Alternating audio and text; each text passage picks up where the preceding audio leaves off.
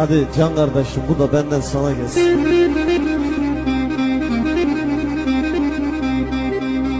Ah ana, bu nasıl yazıymış, bu nasıl kader. Her bir yanım dert dolu, bir yanım keder. Ana talihim güldürmez, baktım naz eder. Er öldürür de bu dert beni öldürür. Yar halımı dost düşmana güldürür.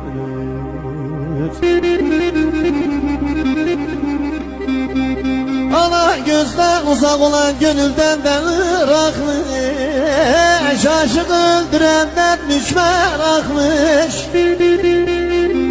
Ana yar beni gönlünden silmiş bırakmış.